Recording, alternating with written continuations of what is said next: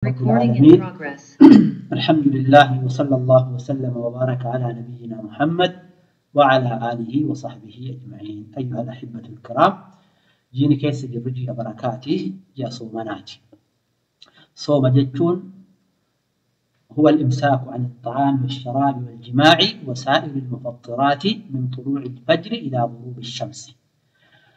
نية صوماتي ربي قبر جتونان nyaata dhugaatii wal qunnamtii haadha manaatii fi wantoota silaa sooma hiikanirraa of qabudha.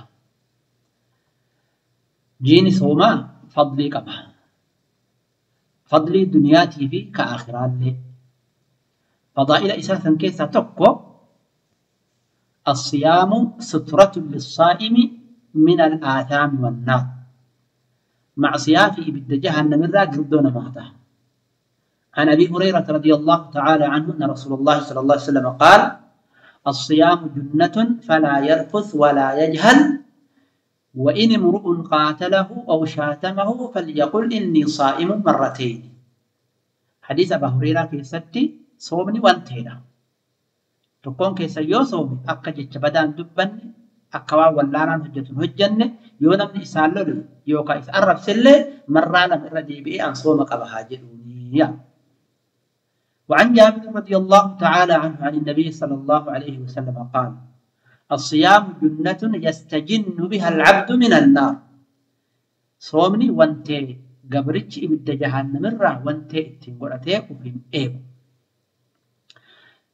جنة ربي كيسا بلبلة تجرى ريان تجرمت لا يدخل منه إلا الصائمون. والرسول عملي كنمت قوتين سيد. عن سهل رضي الله تعالى عنه عن النبي صلى الله عليه وسلم قال: إن في الجنة بابا يقال له الريان يدخل منه الصائمون يوم القيامة لا يدخل منه أحد غيرهم، يقال: أين الصائمون؟ فيقومون: لا يدخل منه أحد غيرهم، فإذا دخلوا أغلق فلم يدخل منه أحد. رواه البخاري ومسلم. حديث كان كيستي ورّا صوميت إن في قيا قيامة بلبلا جانتا تريان جرم تتكال آبتني ابتلال وعمني بلبلساني قلشن يو إسان الدودة نمتق بلبلساني نسينو إسان ملي سدف الرتي نمني صوم للصائم فرحة عند لقاء ربه وتربي إساتي والقه قمتشو الدعبة. عن أبي هريرة رضي الله تعالى عنه قال: قال رسول الله صلى الله عليه وسلم: للصائم فرحتان يفرحهما إذا أفطر فرح وإذا لقي ربه فرح بصومه. رواه البخاري ومسلم. نمني صومه قمتشو لما قبجنا الحديث كان كيسد يرو صوم إسافره نقمد كان قيان صومه يجيب بكيلي قاف ربي إساتي والقه اللي نقمد سواء صوم إساتي أفرق الرتي صومني عبادة قبرتشه الرقم ملئ قالت رتق الفم. عن أبي هريرة رضي الله تعالى عنه قال: قال رسول الله صلى الله عليه وسلم: كل عمل ابن آدم يضاعف الحسنة 10 أمثالها إلى 700 ضعف.